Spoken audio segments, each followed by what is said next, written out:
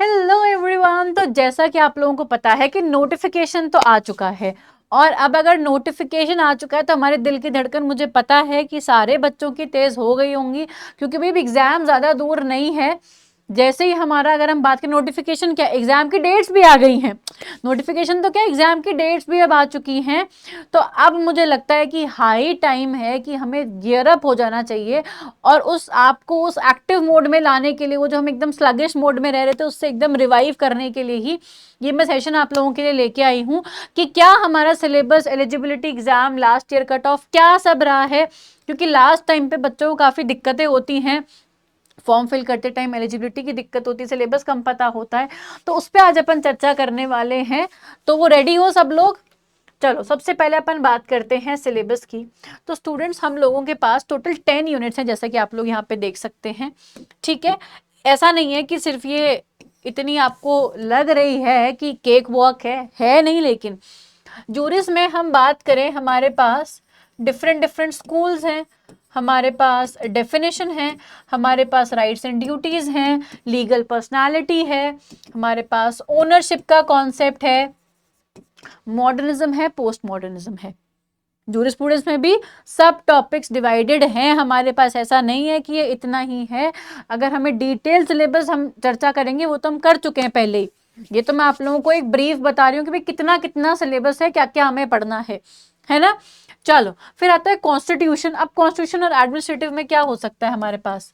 Ma'am, preamble है अपने पास, fundamental rights हैं, डीपीएसपीज हैं अपने पास स्टूडेंट्स।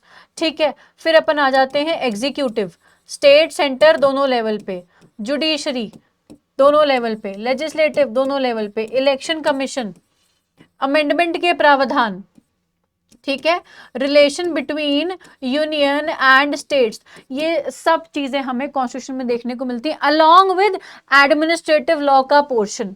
ठीक है, अलोंग विद एडमिनिस्ट्रेटिव लॉ का पोर्शन, उसमें भी प्रिंसिपल्स ऑफ नेचुरल जस्टिस आते हैं अपने पास, थोड़ा बहुत रूल ऑफ लॉ हम देखते हैं, सबऑर्डिनेट लेजिस्लेशन देखते हैं ना। फिर आता है अपने पास पब्लिक इंटरनेशनल लॉ, जिसमें हमारे पास nationality, extradition, sources, nature, definition, UN charter अपना, ठीक है, ये सब आ गया। फिर इसमें हमारे पास क्या आ गए? जिनीवा कन्वेंशन हो गए, कब कब लगता है, कितने कितने प्रिंसिपल्स हैं, ये सारी चीजें हम किस में देख के आते हैं? इंटरनेशनल ह्यूमैनिटेरियन लॉ में। फिर हमारे पास आता है लॉ ऑफ क्राइम्स।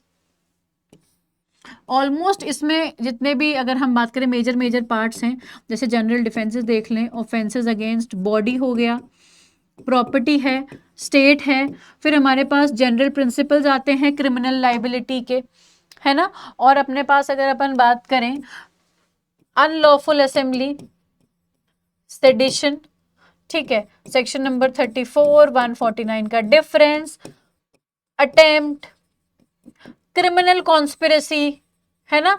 ये जितने भी चीजें हैं, ये सारे टॉपिक्स हमारे पास इसमें आते हैं। स्पेसिफिकली अगर हम बात करें, अब तो हमें आईपीसी और बीएनएस को भी कैसे पढ़ना है, कंपैरेटिवली पढ़ना है, यस और नो।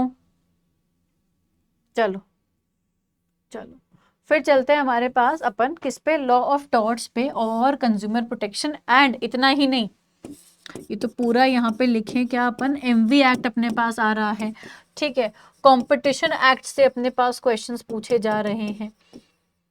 ठीक है, टॉर्ट्स में क्या हो गया? जनरल डिफेंसेस हो गए, स्पेसिफिक टॉर्ट्स हो गए हमारे पास, defamation, negligence, nuisance, remoteness of damages, अपना ये अगर अपन बात करें, strict liability, absolute liability, consumer protection जो नया वाला एक्ट है, उससे क्वेश्चंस आते हैं। एमवी एक्ट हमारे पास है, कॉम्पिटिशन एक्ट के टॉपिक्स हैं, anti competitive agreement, combination, combination का रेगुलेशन, ये सब चीजें हमसे यहाँ पे पूछी जाती हैं। Commercial law which consist of contract, almost पूरी बैरक कॉन्ट्रैक्ट की आ जाती है यहाँ पे, ऑलमोस्ट क्या, पूरी ही आ रखी है। ठीक है, फिर अपने पास आ गया LLP, partnership, company law, NI act and SOGA, sales of goods act. ठीक है, फिर आता है फैमिली लॉ। फैमिली लॉ में अगर हम बात करें, दो डिवीजन है, Hindu law and Muslim law. अब हिंदू के sources, schools, principles, marriage, adoption, divorce. मुस्लिम लॉ के भी sources, schools, marriage, adoption, divorce, तलाक, दैट इज हिबा, गिफ्ट, वक्फ, इद्दत, ये सारे कॉन्सेप्ट हमसे यहाँ पे पूछे जाते हैं फैमिली लॉ के अंडर। ठीक है, then we have environment and human rights law.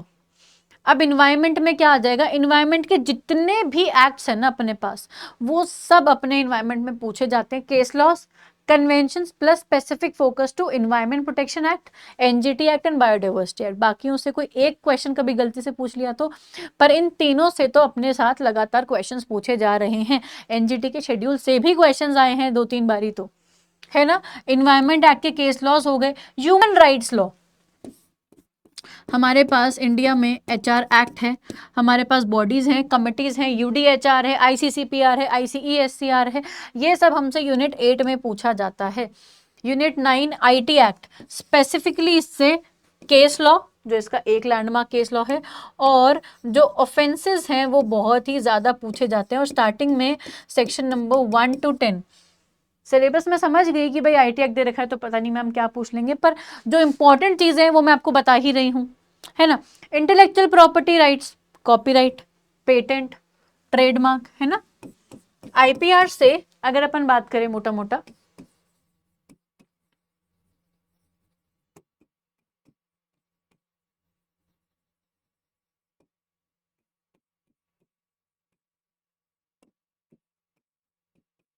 GI, ये जितने भी टॉपिक्स हैं इन सब के कॉन्सेप्ट से क्वेश्चंस रिपीट किए जाते हैं न जाने कितनी बार। फिर आता है हमारे पास कंपैरेटिव पब्लिक लॉ, मतलब अलग अलग कंट्रीज के लॉज को हम क्या करते हैं, कंपेयर करते हैं। चाहे वो रूल ऑफ लॉ हो गया, चाहे वो सेपरेशन ऑफ पावर्स हो गया, वो जितने भी कॉन्सेप्ट हैं उन सबको कंट्री टू कंट्री, अमेंडमेंट के प्रोविजंस हो गए, उनको हम क्या करते हैं, पढ़ते हैं, है ना। तो मैम सिलेबस तो हो गया, लेकिन अभी एग्जाम दे कौन सकता है। स्पेसिफिकली स्टूडेंट्स हम लोग लॉ की बात कर रहे हैं, तो कौन दे सकता है। पहला तो कोई भी वो कैंडिडेट जिसने 55% मार्क्स जिसके आए हैं किस मास्टर्स डिग्री में, दैट इज एलएलएम, है ना। लेकिन यूजीसी रिकॉग्नाइज्ड इंस्टीट्यूशन होना चाहिए आपका। ठीक है, क्लियर है, बताओ। जो ओबीसी के नॉन क्रीमी लेयर के हैं, एससीज हैं, एसटीज हैं, पीडब्ल्यूडी थर्ड जेंडर कैटेगरी, उनको क्या है 5% का रिलैक्सेशन है इसमें। अच्छा, अब सबसे बड़ा मुद्दा बच्चों का उठता है कि मैम मैं फाइनल ईयर में हूँ, मैं सेकंड लास्ट सेमेस्टर में हूँ, थर्ड सेमेस्टर में हूँ, तो क्या हम दे सकते हैं।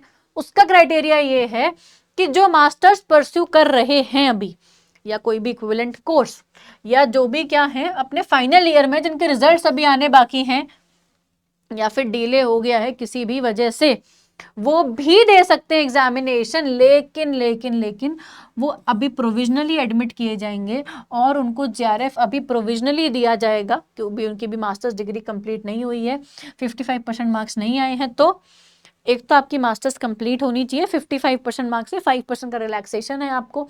ठीक है, और ये जो कैंडिडेट्स हैं इन्होंने अपनी मास्टर्स डिग्री 2 साल में कंप्लीट कर ली from the date of NET result. NET का रिजल्ट है, उससे 2 साल में आपकी मास्टर्स कंप्लीट होनी चाहिए। अब आप अपने अकॉर्डिंग देख लो कि कौन से ईयर में हो, कौन से सेमेस्टर में हो, है ना स्टूडेंट्स। सबसे ज्यादा मुद्दा ही यही है आप लोगों का कि मैम हम फाइनल ईयर में है, मैम हम इस सेमेस्टर में, उस तो जितने भी बच्चे फाइनल ईयर में हैं एग्जाम दे सकते हो, खुश हो जाओ। अभी सोचा फाइनल ईयर में हो और असिस्टेंट प्रोफेसर बन जाओगे, इससे बढ़िया बात क्या हो सकती है। मैं तो खुद अपने एलएलएम के I think first second semester जो था मेरा, लास्ट सेमेस्टर था, उसके स्टार्टिंग में ही मेरा एग्जाम क्लियर हो गया था। ठीक है, so that is a good thing. तो आप एग्जाम दे सकते हो, बस 2 साल में रिजल्ट आ जाना चाहिए आपका, है ना।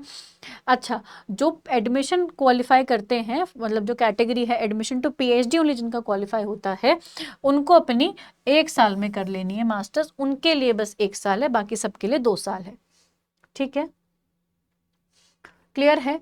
अब एज रिलैक्सेशन कितना मिलता है स्टूडेंट्स यहाँ पे, पहले तो सबसे इंपॉर्टेंट चीज, 30 ईयर्स नहीं होने चाहिए आपके age on first day of the month in which the examination is concluded, that is 1/6/2025। ये बात कर रहे हैं हमारे किसकी, जून वाले साइकिल की। दिसंबर वाले साइकिल की अलग होगी, जून मतलब बेसिकली जिस मंथ में एग्जामिनेशन कंडक्ट होता है ना, उसकी जो फर्स्ट जो डेट आती है, 1 जनवरी फरवरी मार्च, जो भी डेट जिस दिन भी एग्जाम हो रहा है, जिस मंथ में एग्जाम हो रहा है, उसकी जो पहली तारीख है उस दिन आप 30 साल से ज्यादा के नहीं होने चाहिए। तो मैक्सिमम एज लिमिट क्या है, 30 years, that's it.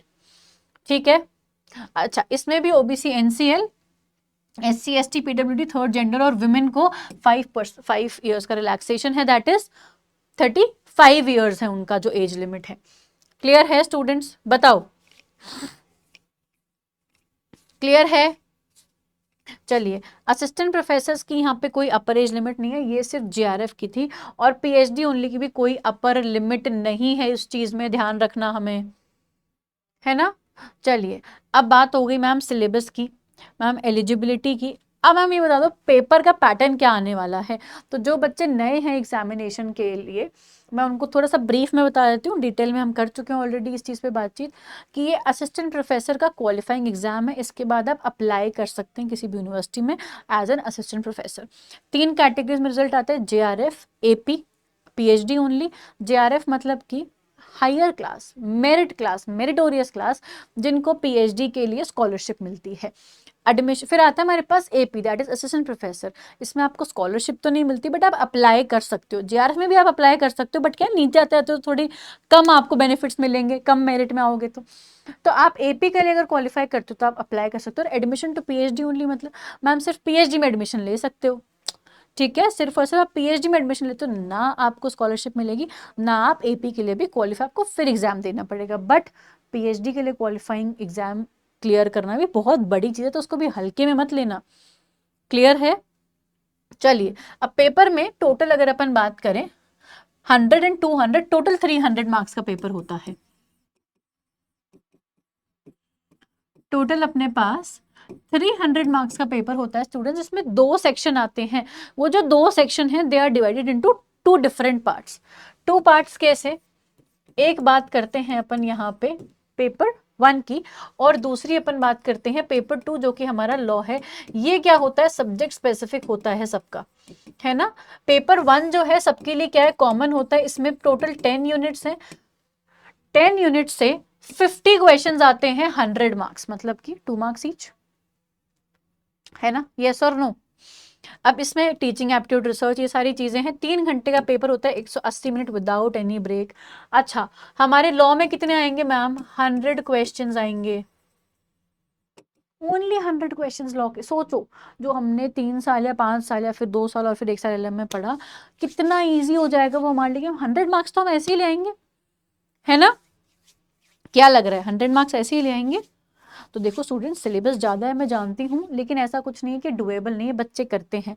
Cut off बहुत अच्छी खासी जाती है, बट फिर वही बात, कट ऑफ के भी बहुत सारे वेरिएबल्स हैं, डिपेंड करता है कितने बच्चे थे, क्या पेपर का पैटर्न था, क्या क्वेश्चंस पूछे गए, है ना।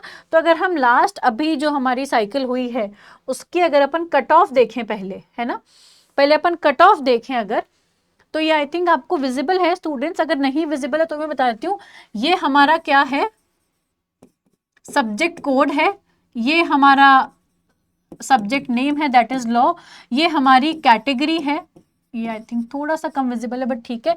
ये बात कर रहे हैं हम JRF की कट ऑफ की, है ना। कट ऑफ तो आपको दिख रही होगी, मैं यहाँ पे लिख दूं JRF, विजिबल है। ये किसकी कट ऑफ है? AP की। ये किसकी कट ऑफ है? PhD ओनली की। तो अनरिजर्व्ड कैटेगरी के लिए जो JRF की कट ऑफ गई थी इस बार वो थी 200, अनरिजर्व्ड की AP के लिए गई थी 178 और PhD के लिए गई थी 158। वहीं बात करें OBC नॉन क्रीमी लेयर की तो 190 for JRF, 166 for AP and PhD only की 146। EWS की बात करें 194 JRF की, 164 AP, 142 PhD ओनली। SC की गई अगर हम बात करें 178 for JRF, 156 for AP and 140 for PhD only. And STs की 176 for JRF, 150 and 134 for AP and PhD only respectively.